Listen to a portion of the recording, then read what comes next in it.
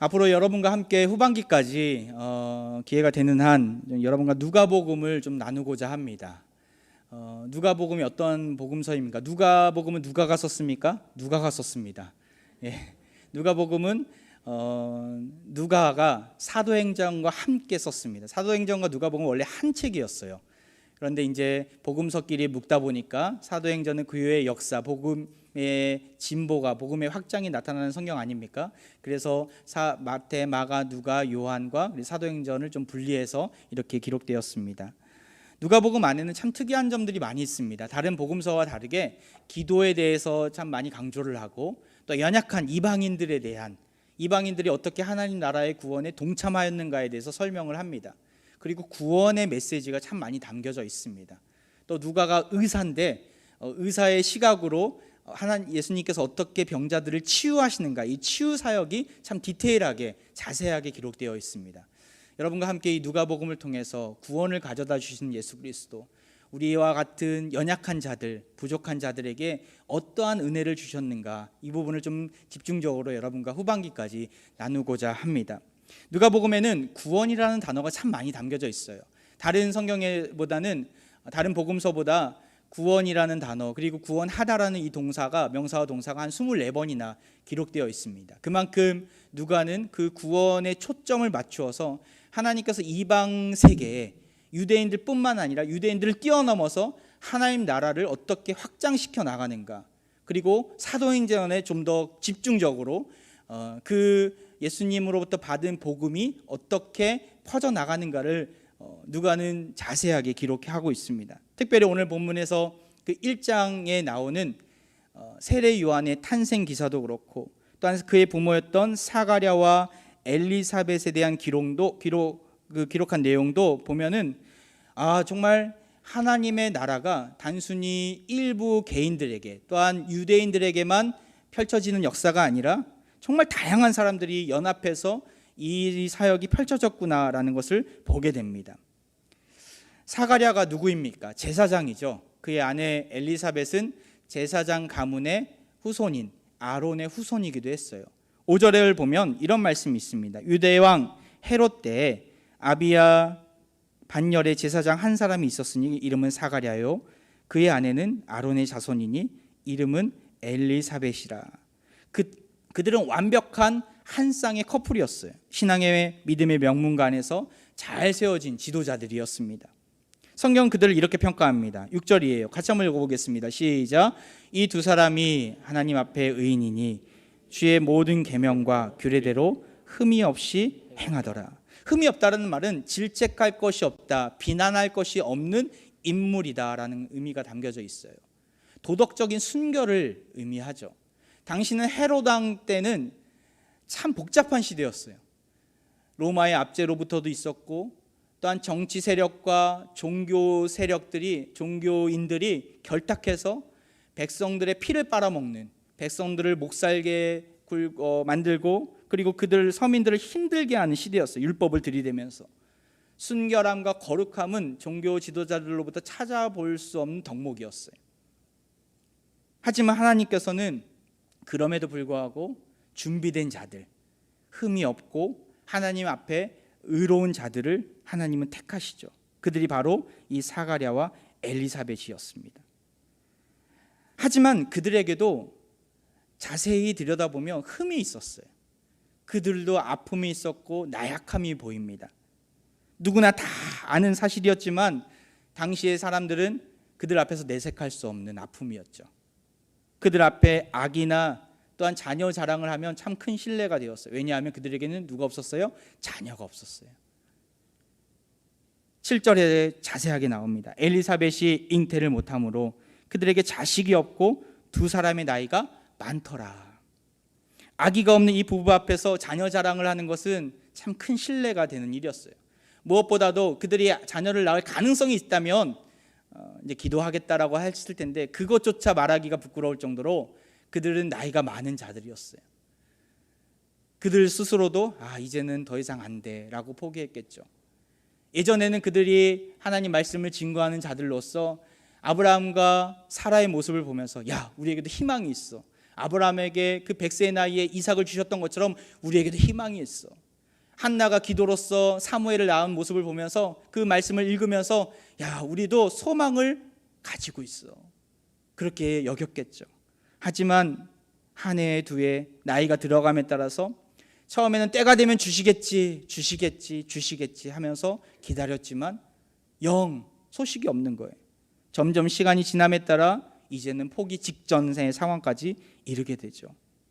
그러던 중에 사가랴가 제사장의 대표로서 분향을 맡을 임무를 얻게 돼요. 그리고 그 성소 안으로 들어갔을 때 가브리엘 천사를 만나게 돼요. 그로부터 놀라운 약속의 말씀을 받게 됩니다. 13절을 보십시오. 우리 같이 한번 읽어볼까요? 시작. 천사가 그에게 이르되 무서워하지 말라. 너희 간구함이 들린지라. 내 아내 엘리사벳이 내게 아들을 낳아주리니 그 이름을 요한이라 하라. 앞으로 그 부부로부터 누가 나온다는 거예요? 아이가 태어난다라는 거예요. 약속의 말씀이죠. 이름까지 딱 명시해 주세요. 요한이다. 하나님께서 응답해 주신다는 놀라운 약속의 말씀이죠. 이 말씀을 받았다면 믿는 사람이라면 어떻게 반응해야 돼요? 야, 하나님 감사합니다. 할렐루야. 주님께서 귀한 나의 기도를 들으셨습니다. 주님께서 귀한 아들을 나에게 주심에 감사합니다. 아직 태어나진 않았지만 그가 하나님으로부터 보냄받은 천사임을 알았다면 아멘으로, 할렐루야로 찬양해야 되겠죠. 하지만 사가랴의 모습은 전혀 그러하지 않았어요. 어떠한 답변을 합니까? 감사가 아니었어요. 18절에 나오죠. 사가랴가 천사에게 이르되 내가 이것을 어떻게 알리요? 내가 늙고 아내도 나이가 많으니이다. 내가 이것을 어떻게 알리요? 이 원문의 해석을 보면요, 그렇게 될 근거를 대라는 거예요. 근거를. 무슨 근거로 내가 이것을 알겠습니까? 확실한 증거를 요구하면서 그의 불신앙의 모습을 드러내는 답변인 것이죠. 가브리엘 천사의 말을 믿지 못했고 신뢰하지 않았기 때문에 이 말씀은 하나님을 신뢰하지 않았다는 표현이기도 해요.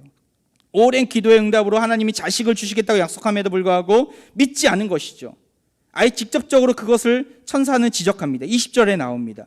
보라, 이 일이 되는 날까지 네가 말 못하는 자가 되어 능히 말을 못하리니 이는 내가 내 말을 믿지 아니함이거니와 때가 이르면 내 말이 이루어지리라 하더라. 사가랴의 영적인 어두움, 영적인 귀가 닫혀 있음을 우리는 보게 됩니다. 그의 부정적이고 그의 믿음 없는 입술의 고백을 통해서 보게 돼요. 하나님은 즉시 가브리엘 천사를 통해서 그의 입을 닫아버리죠. 이러한 사가랴의 모습을 보면서 연약한 우리 자신의 모습을 보지 않습니까? 우리도 또한 사가랴와 엘리사벳처럼 정말 열심으로 신앙생활을 하고 있는 자들 아닙니까? 온라인 예배를 드릴 때 2달 동안 교회 나오지 못하더라도 정말 시간을 정하고 정말 하나님 앞에 전심으로 가족들과 함께 예배하는 그때가 있지 않았습니까? 정말 누구보다도 누가 보든 안 보든 하나님을 바라보면서 하나님을 열심으로 섬겼던 우리들 아닙니까? 그럼에도 불구하고 어려운 문제가 닥쳤을 때 사가랴에게 불임의 문제가 찾아왔듯이 우리에게도 그러한 어려움이 찾아왔을 때 우리는 어떠한 반응을 보입니까? 이 세상에 문제 없는 사람은 없습니다. 육체적인 문제도 있을 뿐더러 영적인 문제도 있겠고, 멀쩡한데 정신적으로 조금 이상한 분들도 있고, 자녀들도 직장도 좋고 승승장구하는데 자세히 들여다보면 믿지를 않는 거예요. 믿음이 없는 거예요. 신앙생활을 안 하는 자녀들로 인해서 힘들어하는 부모님을 본 적도 있습니다. 경제적인 어려움을 통해서 참 허걱대면서 힘들어하는 분들도 만나게 되고, 배우자의 관계 문제 때문에 힘들어하는 해결되지 못한 문제를 품고 신음하고 있는 지체들도 만나게 됩니다. 주님은 끊임없이 주신 약속을 통해서 우리에게 기억하라고, 그 말씀을 기억하라고, 그 말씀을 신뢰하라고 우리에게 강조를 하시지만 우리는 삶의 터전으로 돌아갔을 때 여전히 남아있는 그 문제들로 인해서 참 우리는 지치게 됩니다. 그 문제들이 우리를 괴롭히기 때문에 약속의 말씀은 들리지가 않아요. 문제가 조금씩 해결되는 것처럼 보여요. 그런데 오히려 이렇게 반문하면 하나님 조금만 더 주시지, 이왕 주실 거 조금 더 빨리 주시지, 왜 이제야 조금씩 그렇게 바꾸시냐고, 이렇게 오히려 원망 섞인 목소리를 가지지는 않았습니까? 사가랴는 이 약속의 말씀을 받는 순간 할렐루야라고 외치지 않았어요. 어떻게 외쳐요? 근거를 대라고 쏘아붙입니다. 그 말씀이 과연 이루어질까 믿음 없는 소리를 합니다. 하나님은 그의 부정적인 모습을 통해서 그의 입술을 닫아버리시죠. 무려 10개월 동안 말입니다. 하나님 앞에 의인이면서도 불임과 노년이라는 이 절망의 상황에 놓인 사가랴와 엘리사벳. 오늘 본문은 단순히 이들에게 주신 하나님의 은혜, 이들 개인에게 임한 그 자식을 주시는 하나님의 은혜만을 이야기하지는 않습니다. 그들의 모습을 뛰어넘어서 이스라엘 가운데 놀라운 구원의 계획을 펼쳐 보여주시는 하나님의 손길을, 하나님의 섭리를 이야기하고 있습니다. 전 여러분과 함께 좀 더 깊게 본문을 들어가서 이 부분을 좀 발견하고 싶어요. 우리 인생 가운데 우리 코앞에 놓여있는 문제에만 몰두하고 있는 우리 인생내 가운데 주님은 찾아와 주셔서 그것이 문제가 아니라, 그것이 해결됨으로 너의 인생의 모든 문제가 해결되는 것이 아니라 그 너머에 있는 놀라운 나의 계획을 봐라. 놀라운 하나님 나라의 역사를 봐라. 우리의 영적인 시각이 열려지는 그 은혜를 좀 나누고 싶습니다. 사가랴는 아비야 반열의 제사장이었어요. 반열이란 뜻은요, 그룹이란 뜻이에요. 당시 제사장이 2만 명이나 되는 아주 많은 시대였어요. 그 제사장들이 다 같이 성전에 들어가서는 안 됐죠. 너무 많기 때문에. 제사장들이 하는 일들이 무엇입니까? 성전 안에서 성전의 보존과 관리를 책임지면서도 사람들에게 성경을 가르치고 예배를 관장하고, 또한 성전에서 일하는 하나님의 수종자들이 이 제사장들이었어요. 근데 제사장이 너무 많은 거예요. 그래서 다윗 시대에 역대상 24장에 보면 제사장의 그룹을 만듭니다. 총 24개의 그룹을 만들어요.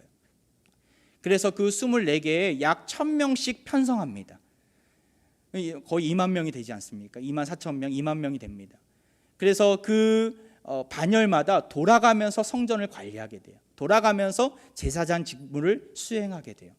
1년에 약 2번 돌아옵니다. 일주일씩 2번, 총 2주일 동안 1년에 섬기게 돼요. 근데 마침 사가랴도 그 성전에 들어갈 찰나였다는 거예요. 8절을 보세요. 마침 사가랴가 그 반열의 차례대로 하나님 앞에서 제사장의 직무를 행할세.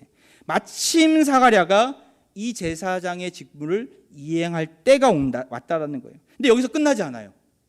더 특별한 기회가 주어져요. 어떤 기회예요? 9절을 보십시오. 제사장의 전례를 따라 제비를 뽑아 주의 성전에 들어가 분향하고, 제사장들은 아침 저녁으로 성소에 들어가서, 대표가 들어가서 분향을 했었어요. 근데 1000명이나 되는 사람들이 다 못 들어가잖아요. 그래서 제비를 뽑아서 하나님께서 택하신 그 제사장이 그 안에 들어가요. 그 들어가서 그때 분향을 할 때 많은 백성들은 바깥에서 기도합니다.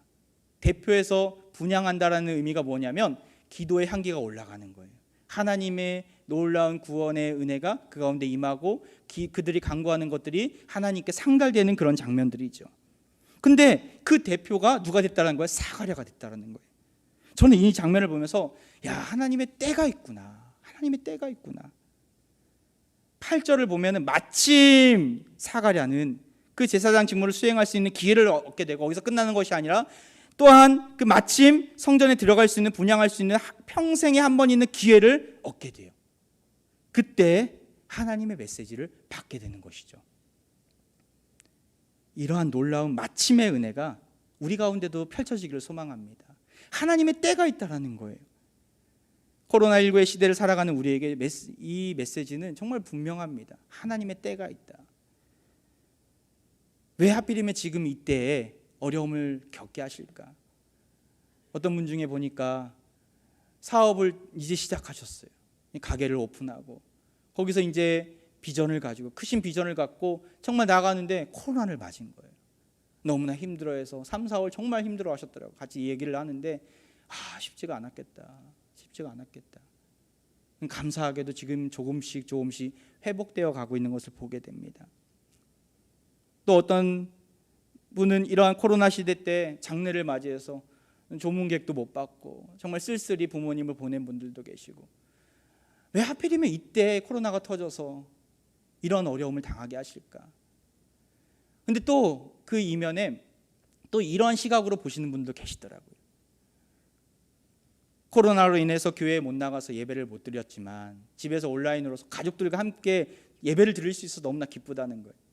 예배 끝나고 같이 또 식사도 하고 또 주중에도 수시로 가족들하고 식사할 수 있어서 너무나 행복하다는 분도 계시더라고요. 어떤 몇몇 분들이 저를 걱정하시더라고요. 야, 위임받고 이제 사역을 제대로 펼쳐야 될 이 시기에 이제 1, 2월 달은 워밍업을 가졌고 이제 3, 4월 이제 성도들과 함께 재미있게 기쁨으로 신앙의 그 세계를 펼쳐야 될 이 시기에, 사역의 세계를 펼쳐야 될 이 시기에 코로나로 인하여서 교회가 문을 닫아버리고 너무나 힘들었겠다, 그런 분들이 계시더라고요. 근데 저희는 오히려 지나고 보니까, 물론 힘들었죠, 만만치 않았죠. 그런데 지나고 보니까 오히려 감사하더라고요. 제가 그때 뭐를 했냐면 우리 목사님들과 함께 가정교회 편성을 했어요. 가정교회를 편성할 때 처음에는 가볍게 생각했어요. 아, 뭐 1, 2주면 되겠지. 근데 그 뚜껑을 열어보니까 그게 아니더라고요. 2월 마지막 주부터 이제 조금씩 편성을 하는데 와, 만만치 않더라고요. 한 분 한 분 말씀을 묵상하기보다는 한 분 한 분을 묵상하면서 이분이 어디 가정교회에 들어가면 맞을까, 이분이 지원하신 곳은 어디일까, 또 가장 총무님들한테도 의견을 물어보면서 서로 조율해가면서 가정교회를 편성을 하다 보니까 야, 이 코로나 시기가 오히려 기회가 됐구나. 이 시기가 아니었으면 정말 분주한 사역의 현장 가운데서 가정교회를 편성하는 것은 너무나 힘들었고 나중에 야, 부작용도 많았을 텐데 그래도 여태까지 지금까지 잘 편성을 해서 아직까지는 큰 어려움이 없더라고요. 너무 감사하더라고요. 또 증축도 여러분 3층 올라가 보셨습니까? 나중에 예배 후에 한번 올라가 보세요. 정말 놀랍게 하나님께서 우리 공동체 가운데 역사하셨어요. 이 증축을 하면서 일사천리로 2달 동안 진행됐던 것 같아요. 참 감사했던 거는 증축을 하는 중에 예배를 여기서 드렸다면 야, 쉽지 않았겠다. 왜냐하면 화장실도 쓰는 것이 제한이 되고 또한 정화조 공사로 인해서 주차장 쓰는 것도 제한이 되고 무엇보다도 먼지가 너무나 많아서 그 먼지를 다 이렇게 닦아내고 예배드리고 또 먼지 쌓여서 또 닦아내고 매주마다 이런 일들을 했을 텐데 오히려 코로나 기간 동안 마음껏 건축하고 또한 마음껏 이렇게 일사천리로 증축이 되어서 너무나 감사하더라고요. 하나님의 때가 있구나. 우리가 하나님의 때를 이해할 때 우리가 미처 발견하지 못한 하나님의 뜻을 우리는 분별할 줄 알아야 합니다. 오늘 본문에 나온 사가랴와 가브리엘 천사의 만남은 정말 중요한 만남이었어요. 그로부터 세례 요한이 탄생이 되는데, 사가랴부터 세례 요한이 탄생이 되는데 이것은 정말 중요한 하나님의 때에 일어난 일입니다. 하나님의 주권 속에서 그 마련된 강권적인 섭리 가운데 일어난 일입니다. 하나님이 바라시던 구원의 마스터 플랜 중에 중요한 한 조각이었고 첫 단추이기도 했어요. 구약 말씀에 보면요, 말라기서가 가장 마지막 성경인데 그 성경에서도 가장 마지막 구절에 이렇게 쓰여져 있어요. 4장 5절 6절인데 우리 같이 한번 읽어보겠습니다. 시작. 보라, 여호와의 크고 두려운 날이 이르기 전에 내가 선지자 엘리야를 너에게 보내리니 그가 아버지의 마음을 자녀에게로 돌이키게 하고 자녀들의 마음을 그들의 아버지에게로 돌이키게 하리라. 돌이키지 아니하면 두렵건대 내가 와서 저주로 그 땅을 칠까 하노라 하시니라. 이 말라기서의 4장 5절 말씀은 예수님이 이 땅 가운데 오시기 직전에 누구를 보내시긴다는 게 선지자 엘리야를 보내시겠다는 하나님의 구원의 계획의 약속의 말씀이에요. 이 선지자 엘리야는 엘리야가 갑자기 다시 태어나서 온다는 얘기가 아니라 그 엘리야만큼의 역량과 영성을 가진 이스라엘에게 구원의 놀라운 역사를 선포할 만한 담대한 믿음의 선지자인 것이죠. 그가 누구였어요? 세례 요한이었어요. 이 말라기서의 말씀이 끝나고 나서 암흑기가 시작돼요. 약 400년간. 400년 동안 하나님은 침묵하세요. 그래서 그 기간을 침묵기라고도 하고 중간기라고도 합니다. 그리고 하나님의 구원의 때가 무르익었을 때 누구를 보내시는 거예요? 세례 요한을 보내시는 거예요. 하나님께서 기다리시면서 인내하시면서 이스라엘 많은 백성들이 예수님이 오셨으면 좋겠습니다, 메시아를 갈망합니다라고 준비되었을 그때 먼저 세례 요한을 보내셔서 예수님이 가야 될 길을 준비하신 것이죠. 누가복음 1장은 이런 각도에서 우리는 보아야 합니다. 하나님의 놀라운 계획 가운데 세례 요한의 아버지 이 사가랴도 동참케 하셨다라는 거예요. 그리고 사가랴와 엘리사벳의 불임의 문제, 이 흠이 되었던 이 문제는 하나님의 섭리와 계획 가운데 해결이 되고 결국에는 하나님의 일이 풀리는 첫 관문이 됐다라는 거예요. 마침이라는 단어 안에는 이 모든 것들이 내포하고 있습니다. 처음부터 끝까지 하나님께서 전적으로 주관하셔서 그 사가랴가 반열에 들어갈 그 반열이 순서가 돌아올 때까지 기다리셨고, 또한 그 제비뽑기를 통해서 사가랴가 뽑힐 수 있도록 인도하셨고, 그가 뽑힘으로 인해서 천사 가브리엘이 나타나서 그에게 놀라운 구원의 계획을 알게 해주시잖아요. 이 모든 계획들은 하나님의 전적인 주권에 의해서 이루어졌다는 것이죠. 우리의 삶의 문제와 어려움을 바라볼 때도 이런 관점이 열려야 합니다. 영적인 눈이 열려야 합니다. 하나님의 때와 구원의 계획이라는 관점에서 보아야 합니다. 세상 사람들과 우리들의 시각은 달라요. 세상 사람들은 그저 이 땅이 한 번뿐인 인생, 잘 먹고 잘 살자, 이 관점에 서서 이 땅을 살아가고 있어요. 어려움이 찾아오니까, 잘 먹고 잘 살지 못하는 환경이 벌어지니까 어떻게 반응해요? 불평과 불만으로 반응하는 것이죠. 실망하고 낙심하고 스스로 목숨을 끊기까지 합니다. 세상 사람들이 그러한 관점에 서 있기 때문에 그러한 나락으로 떨어지는 거예요. 하지만 하나님을 믿는 백성들은 어떤 관점에 있어요? 하나님의 큰 구원의 계획 아래 내가 있음을 아는 자들이 있죠. 인류 구원을 위한 하나님의 마스터 플랜의 한 조각을 장식하는 자로 나를 불러주셨구나, 너무나 감사합니다. 이 관점에 서서 이 땅을 살아가는 존재들이 우리인 줄 믿습니다. 암으로 힘들어하고 지쳐있는 그 형제들에게 가장 큰 도움을 주는 분이 누구인지 아십니까? 이미 암을 경험해 봤던 분들이에요. 또한 암을 경험해 봤던 가족들이 있는 분들이에요. 그분들이 지금 암 가운데 있는, 질병 가운데 있는 분들에게 많은 도움을 주고 계심을 교회 안에서 많이 발견하게 됩니다. 나중에 그렇게 이야기하시더라고요. 나의 아픔이, 나의 상처가, 나의 질병이 별이 되었다고.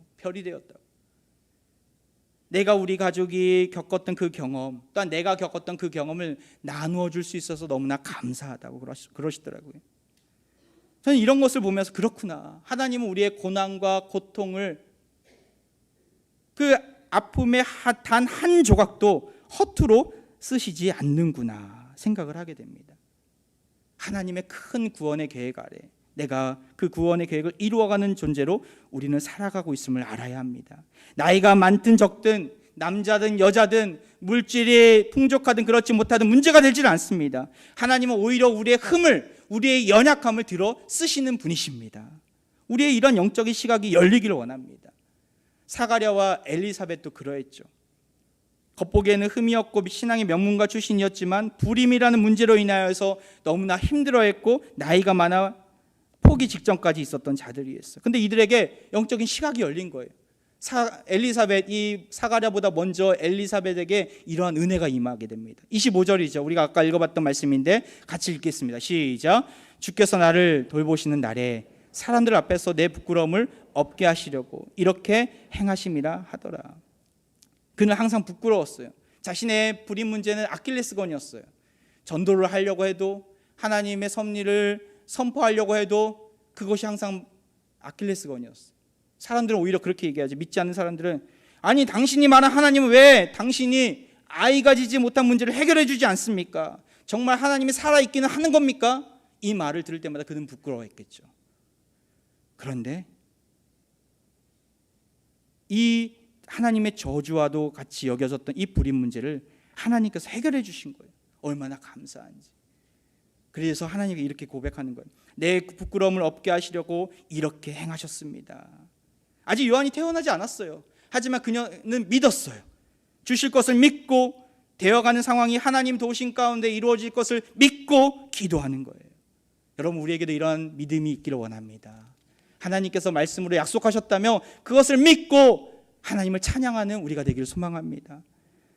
나아가서 사가랴도 나중에 요한이 태어나고 나서 입이 터지게 돼요. 입이 열리게 돼요. 그리고 어떤 고백을 해요? 64절 말씀이에요. 같이 읽겠습니다. 시작. 이에 그 입이 곧 열리고 혀가 풀리며 말을 하여 하나님을 찬송하니. 하나님을 찬송하니. 68절에 보면 찬송하리로다. 하나님을 찬양하는 내용이 그 뒤에 쫙 나와요. 무슨 근거로 찬양합니까? 그는 구원의 계획을 깨달았던 거예요. 가브리엘 천사로부터 17절에 보면은 이제 선지자가 나올 것인데 그 아이가 바로 그 선지자라고 약속을 받잖아요. 그리고 입이 닫혀요. 10개월 동안 그는 묵상하고 또 묵상했을 거예요. 가브리엘 천사가 말한 그 의미가 무엇일까? 그리고 말라기 말씀을 보면서 하나님께서 우리에게 약속하신 그 선지자가 내 아이가 되겠구나. 그는 10개월 동안 꾹꾹 참았을 것 같아요. 말하고 싶어서. 이거 말하고 싶은데. 그리고 내 아이뿐만 아니라 이제 메시아가 오겠구나. 메시아를 준비할 사람이 내 아이인데 그 뒤에 메시아가 오겠구나라는 것을 사람들한테 그렇게 사람들이 원하고 있었잖아요. 원하는 환경 속에 있잖아요. 말하고 싶은데 입이 근질근질했을 것 같아요. 그래서 입이 열리자마자, 혀가 풀리자마자 하나님을 찬양하면서 놀라운 구원의 계획을 이야기합니다. 76절에 이렇게 얘기해요. 이 아이여, 내가야 지극히 높으신 이의 선지자라 일컬음을 받고 주 앞에 앞서가서 그 길을 준비하여 77절에 주의 백성에게 그 죄사함으로 말미암는 구원을 알게 하리니. 그는 감격하면서 이 말라기 말씀이 이루어지는구나 감격하면서 하나님을 찬양하게 되고, 그제서야 하나님의 큰 구원의 그 퍼즐을 맞추게 됩니다. 우리 인생에 있어서 흠이 있습니까? 어려움이 있습니까? 어떤 고난이 있습니까? 우리 같이 따라해 볼까요? 고난에는 뜻이 있습니다. 고난에는 계획이 있습니다. 하나님의 계획이 있다는 것이죠. 흠을 복으로 바꿔주시는 하나님의 은혜가 있고, 그 은혜 속에서 하나님은 그분의 마스터 플랜 속에서 우리를 넣어주시고 동참케 하시고 동역자로 삼아주시고 하나님 나라를 위하여 우리를 써주신다는 것이죠. 그런데 우리가 여기서 놓쳐지 말아야 될 한 부분이 나와요. 여러분과 이 부분을 좀 나누고 마치도록 하겠습니다. 바로 하나님의 역사는, 이 구원의 역사는 기도하는 자들을 통해서 이루신다는 거예요. 사가랴와 엘리사벳이 믿음 좋은 명문가여서 택함받은 것입니까? 믿음 좋은 명문가가 더 많아요. 대제사장의 출신들의 제사장도 있었을 거예요. 하지만 그들은 택함받지 못하고 무명에 가까운 2만 명 중에 한 명인 이 사가랴를 택하신 이유가 뭐예요? 13절을 보면 그 이유를 보게 됩니다. 천사가 그에게 이르되 사가랴여 무서워하지 말라. 너의 간구함이 들린지라. 너의 간구함이 들린지라. 뭐 했다는 거예요? 기도했다라는 거예요. 하나님께 매달렸다는 거예요. 하나님께 부르짖었다는 거예요. 그의 연약한 부분들, 그의 흠이 될 수 있는 부분들을 하나님 해결해 달라고 기도했다라는 거예요. 그리고 지금 그가 무슨 자리에 있어요? 기도의 자리에 있어요. 제사장의 대표로 그 분향의 자리에 나아가서 하나님께 이스라엘 대표로 기도하잖아요. 그리고 그 향기가 하늘에 올라가는 것은 기도의 향기가 올라가는 거예요. 그는 지금 성소 안에 있어요. 근데 자녀 달라고 기도했을까요? 물론 그것도 기도했겠지만 거기서 끝나는 기도가 아니었겠죠. 이스라엘을 대표하는 자였기 때문에 이스라엘 민족 가운데 누구를 보내달라고? 메시아를 보내달라고 기도했던 거예요. 하나님, 이제 때가 됐습니다. 많은 백성들이 신음하고 울부짖으며 이 고통 가운데, 이 죄와 허물 가운데, 속박 가운데 있습니다. 우리를 구원해달라고, 우리에게 예수님을 보내달라고 기도했던 것이죠. 그리고 그 기도가 상달됐어요. 그런데 이것은 제사장 사가랴만의 기도가 아니었어요. 바깥에 누가 있었어요? 많은 백성들이 있었어요. 많은 백성들이 거기서 룰루랄라 춤을 추면서 있었습니까? 아니에요. 자, 10절을 보세요. 우리 같이 한번 읽어볼까요? 10절 말씀 시작. 모든 백성은 그 분향하는 시간에 밖에서 뭐하더니? 기도하더니. 기도했다라는 거예요. 백성들도 자신들이 가지고 온 기도와 더불어서 나라와 민족을 위해서 우리에게 메시아를 보내주옵소서, 우리에게 주님을 알게 하여 주옵소서, 우리를 구원해 주옵소서 기도했다라는 거예요. 그 기도는 분향을 통해서 하나님께 상달이 되고 가브리엘 천사를 하나님 보내심으로 응답의 문이 열린 것이죠. 그 첫 단추가 세례 요한의 탄생을 통해서 이루어진 것입니다. 사가랴의 기도, 백성들의 기도가 만나서 하나님 앞에 상달이 되었을 때 하나님의 때에 절묘하게 스파크가 일어난 거예요. 스파크가, 불꽃이 일어난 거예요. 하나님은 사가랴의 흠이 되었던 그 불임의 문제를 해결해 주시고 이스라엘 민족이 그토록 갈망해왔던 예수 그리스도를 이 땅 가운데 보내시는 놀라운 역사를 응답해 주신 것이죠. 이 모든 것들이 구원의 계획 가운데, 하나님의 섭리 가운데 이루어짐을 누가복음 1장은 말을 하고 있습니다. 하나님은요, 기도하는 자를 쓰십니다. 그 모습이 연약하든 흠이 있든 없든 하나님 앞에서는 전혀 문제가 되지 않았습니다. 하나님은 오히려 그 흠을 복으로 바꿔주시는, 우리의 연약함을 강함으로 바꿔주시는 하나님의 놀라운 구원의 계획을 이루어 가시는 하나님이십니다. 오직 하나님의 주권과 섭리로 말입니다. 여러분과 함께 내일부터 산소망 저녁 기도회를 열기를 원합니다. 저는 이 기도회를 통해서 정말 저의 목회에 사활을 걸었어요. 정말 우리가 우리 개인의 비전과 기도 제목을 놓고 기도하면서 난 그것을 뛰어넘어서 가정을 살리고 교회를 살리고 우리 민족을 살리는 시간이 맞이했으면 좋겠습니다. 시간을 맞이했으면 좋겠어요. 정말 베드로 전후서를 여러분과 함께 나눌 건데 그 주제가 소망이에요. 소망. 우리 가운데 소망이 있습니까? 세상 사람들이 소망이 있습니까? 소망이 없는 시대예요. 정치를 보더라도, 또한 경제계를 보더라도, 세계에 흘러가는 흐름을 보더라도 참 소망을 찾기가 쉽지가 않아요. 하지만 예수님 안에 소망이 있습니다. 예수님 안에 참된 소망이 있습니다. 예수님 안에 비전이 있고 예수님 안에 놀라운 하나님의 계획과 섭리가 있음을 기억하십시오. 전 산소망 저녁 기도회를 통해서 그 소망을 발견하기를 원해요. 말씀을 통해서, 기도회를 통해서, 찬양을 통해서 하나님 앞에 전심으로 나아갈 때 주님께서 우리의 흠을 복으로 바꿔주시는 놀라운 은혜를 경험하게 될 줄 믿습니다. 주님을 간절히 찾는 자들을 우리 주님은 기다리고 계십니다. 주님을 만나 간절함으로 나아갈 때 주님은 반드시 우리 기도에 응답해 주시고 개인 기도를 뛰어넘어 우리 민족을 살려주실 것입니다. 우리 교회를 살려주시고 우리 가정을 살려주실 것입니다. 오늘부터 예배 중보기도팀이 이제 진행이 돼요. 1, 2부도 그렇고 지금 3부도 위에서 열심으로 정말 우리 중보기도팀들이 모여서 기도하고 있어요. 얼마나 감사한지. 1부도 그렇고 2부도 그렇고 3부도 그렇고 정말 하나님의 임재가 이 가운데 충만함을 저는 많이 느끼면서 설교하고 있고 예배 가운데 나아가고 있어요. 너무나 감사하더라고요. 하나님은 기도할 때 하나님은 일하십니다. 우리가 기도할 때 하나님은 역사하십니다. 중보기도 팀을 통해서 여러분 각자 가운데 하나님의 놀라운 임재가 임하기를, 또한 예배 순서를 담당하는 자들 가운데